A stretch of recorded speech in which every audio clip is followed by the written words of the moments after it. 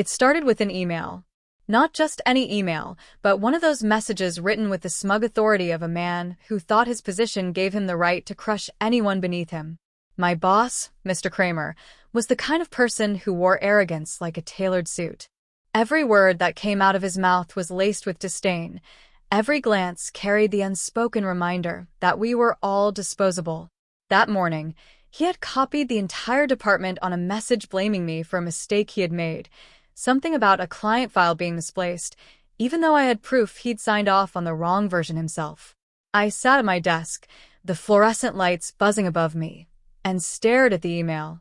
Anger simmered in my chest, but beneath it was something sharper, colder. I had tolerated months of his temper, his insults whispered like poison in meetings, the way he'd slam his hand on my desk and demand I work late while he left early for drinks. But this public humiliation for something he had done was the final straw. I decided right then that if I was going to quit, I wouldn't just hand in a resignation letter. I would make it unforgettable. For days, I planned in silence. My boss never paid attention to the details, which made my job easier. I started gathering every piece of evidence of his incompetence: emails he'd ignored, deadlines he'd missed, contracts he'd signed without reading, and the countless times he had pawned off his errors on others. I compiled them into a neat file, organized chronologically. At the same time, I drafted my resignation letter, but not the polite, two-sentence farewell he would expect. No, mine was a manifesto, carefully written with precision, each line exposing his lies and cruelty. But words alone weren't enough. I wanted an exit so spectacular that no one in the office, or even in the company, would forget it. That's when the idea struck me. Every Friday, Kramer held a mandatory meeting at 4 p.m., the kind of pointless gathering where he'd ramble about synergy, while people fought to stay awake. It was the perfect stage. Friday arrived.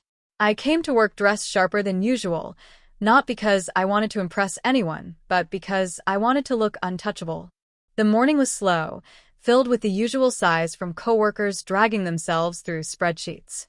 I caught their weary looks, the kind of looks that told me they hated him just as much as I did, but didn't have the courage to say it aloud. I felt like I was carrying something for all of them. When 4 p.m. came, everyone shuffled into the conference room, tired and annoyed. Kramer strolled in late, coffee in hand, and smirked as if the world revolved around him. He started his usual routine of blaming, boasting, and bulldozing. I sat quietly, waiting. My heart raced, but it wasn't fear, it was anticipation. Then, when the moment felt right, I stood up. Everyone's heads turned, startled by the interruption. Kramer sneered. "Do you have something to add?" he asked, his voice dripping with sarcasm. "Yes," I said, my voice steady. "Actually, I do." I pulled out the folder I had prepared and laid it on the table in front of him. "This is a record of every mistake you've made in the past year. Every time you blamed someone else for your errors, every deadline you missed, every deal you almost cost us. You've treated this team like garbage, and I'm done cleaning up after you." Gasps echoed around the room. Kramer's smirk faltered. He opened his mouth, but I didn't give him the chance. I reached into my bag and pulled out the resignation letter. Instead of handing it to him, I projected it onto the screen using the conference room computer, which I had set up earlier when no one was looking. The letter appeared in bold text for everyone to see. Line after line of his toxic behavior, his manipulation, his bullying, laid bare in front of the very people he had controlled for so long. My coworkers shifted in their seats, wide-eyed, while some struggled not to laugh. I ended the letter with one final line. I quit, not because I couldn't handle the job, but because I refused to work another day for a man who mistakes fear for leadership. The silence was deafening. Kramer's face turned a shade of red I had never seen before. He sputtered something about professionalism, but I didn't hear him. I had already picked up my bag. I walked toward the door, but before leaving, I turned back to see the stunned faces of my coworkers. One of them started clapping. Then another. And another. Within seconds, the room was filled with applause. Not polite applause, but the kind that comes from people who had been waiting for this moment for far too long. I didn't look at Kramer again. I didn't need to. I walked out of that building with my head high, feeling lighter than I had in years.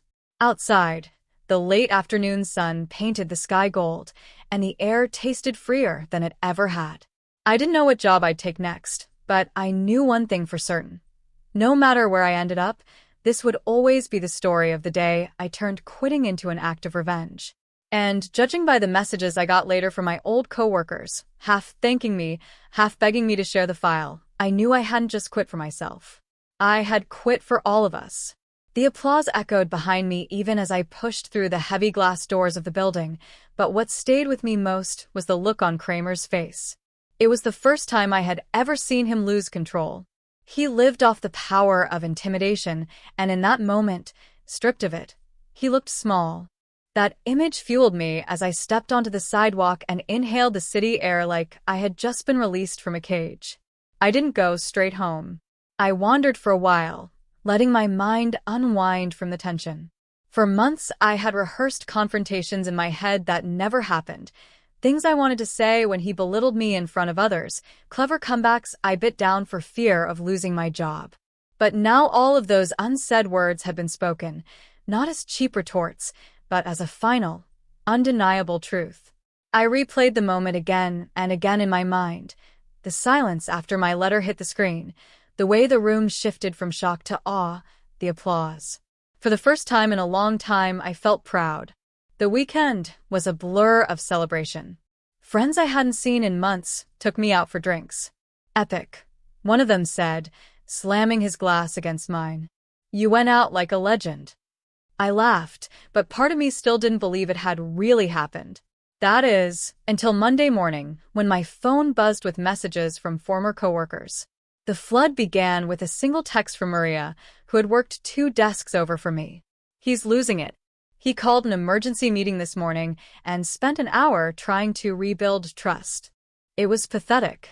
Then came another from Jason, one of the quieter guys in accounting. I don't know what you did, but thank you. Everyone's walking taller today. He doesn't scare us as much anymore. I scrolled through message after message, some written with cautious gratitude, others with gleeful detail about Kramer's unraveling. By midweek, I learned that HR had opened an investigation into his management style, something people had been too afraid to push for before. My file, apparently, had been circulating quietly among the staff. Someone had anonymously submitted it to the higher-ups. It struck me then. My act of revenge wasn't just a dramatic exit, it was a spark. A single match that lit the fire everyone had been waiting for. But the real satisfaction came a month later.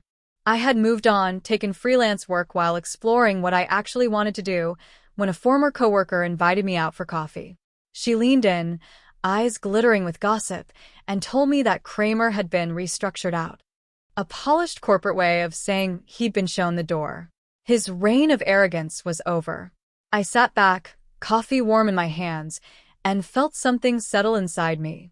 Justice. Not because I had ruined him, but because I had revealed him. He had built his career on fear, but when stripped bare in front of those who knew the truth, he crumbled. In the weeks that followed, I received more messages than I could count. Some from people I barely spoke to at the office, others from colleagues in different departments I had never even met. They all said the same thing in their own words. You did what we couldn't. You reminded us we don't have to take it. I didn't plan for any of it to ripple so far. I only wanted to quit in a way that made me feel free. But now I realize something deeper. Sometimes revenge isn't about destruction. Sometimes it's about exposure. Sometimes it's about reminding people that even the loudest tyrants fall silent when someone finally stands up. And me? I walked away not just with the story of how I quit in the most epic way possible, but with the freedom to never again work for someone like him. That was the sweetest revenge of all. The first time I realized Kramer was going to make my life hell was on my 3rd day at the company. I was still learning the ropes, still eager, still hopeful. He stood over my desk with a coffee cup in hand, looking down at me like a hawk about to strike. You're new, he said, not even bothering to use my name. When I ask for a report, I don't want it in 12 hours. I want it in 1. Learn to keep up. The report he was referring to wasn't even due until the following week. I remember staring at my computer screen after he walked away, hands frozen over the keyboard, wondering if I had made a mistake joining this place. But I told myself it was temporary. I told myself I'd endure him, that bad bosses came and went, and I'd outlast him. Weeks turned into months. Every encounter with Kramer chipped away at that patience. He belittled people in meetings, interrupted with sarcastic laughs, and slammed his fist against tables when he didn't get his way. He'd steal credit for ideas, then deflect blame when projects went wrong. I wasn't the only target. Everyone in that office wore the look of quiet resentment, but he seemed to have a particular fondness for humiliating me. One afternoon, during a meeting with the client team, he cut me off mid-presentation. "This is why I usually don't let junior staff talk," he sneered, smirking at the clients. "They ramble." I clenched my fists under the table, swallowing the anger that burned in my throat. Later, Jason from accounting patted my shoulder and muttered, "Don't take it personal. He does it to all of us." But that was the problem. Nobody fought back. Everyone accepted it as normal. The breaking point, of course, was that email. Seeing my name attached to his mistake, broadcast to the entire department like a scarlet letter, broke something inside me. I remember staring at it for a full minute before letting out a laugh. Sharp, bitter, but freeing. That was when the idea of leaving stopped being a fantasy and became a mission. The plan took shape in secret. Late nights at home, I dug through archives of emails, saving everything that showed his incompetence. I even asked subtle questions to coworkers, nudging them to forward me reference documents. They didn't know what I was doing, but they obliged, too tired to question it. Slowly, a story formed, a year-long timeline of mistakes disguised as authority. On the day of my resignation, the office air felt different, though I couldn't tell if it was the usual Friday sluggishness or the storm brewing inside me. I dressed like I was going to war. Pressed shirt, polished shoes, not a wrinkle in sight. By the time we all gathered in the conference room for Kramer's usual Friday sermon, my nerves had transformed into something else: excitement. He walked in late, like always, holding his overpriced coffee, acting like time bent to his will. He started talking about quarterly targets, but his voice was just background noise. My pulse drowned him out.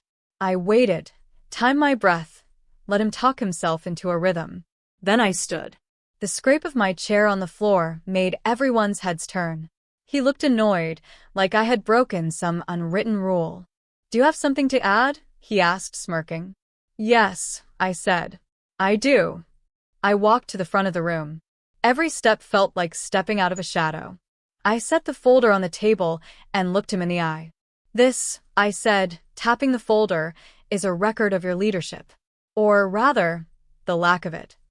He scoffed, but I had already opened the file and flipped through pages, reading off examples with precision. Dates, projects, emails, times he had blamed me, Maria, Jason, or anyone else for mistakes that were his. Murmurs spread through the room. Coworkers exchanged glances, some leaning forward, some covering their mouths to hide their shock. Kramer's smirk was gone. But I wasn't done.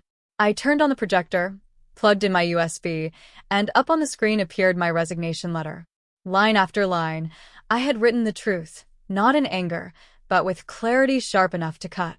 I ended with the line that had been echoing in my mind for weeks. I quit, not because I couldn't handle the job, but because I refused to work another day for a man who mistakes fear for leadership. For a moment, there was nothing but silence.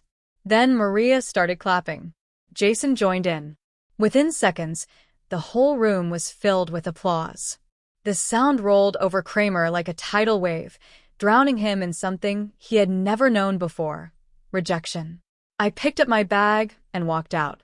That should have been the end, but it wasn't. The aftermath was even better. Over the next few weeks, my phone buzzed constantly. Stories poured in about Kramer's downfall, how HR had been flooded with anonymous complaints, how upper management had started paying attention for the first time. My file had become a kind of underground manifesto, passed quietly from one employee to another. Then came the news that he had been restructured out. The company wrapped it in polite corporate language, but everyone knew the truth. He had been taken down. When I heard it, I laughed until my stomach hurt. Not because I hated him, though I did, but because it felt like closure. I had walked away on my own terms, and in doing so, I had freed others from his grip. Now, whenever someone asks me about the boldest thing I've ever done, I don't tell them about skydiving or traveling or anything like that. I tell them about the day I stood up in that conference room and turned quitting into an act of revenge. Because some victories aren't about staying. Some are about leaving so loudly the walls shake.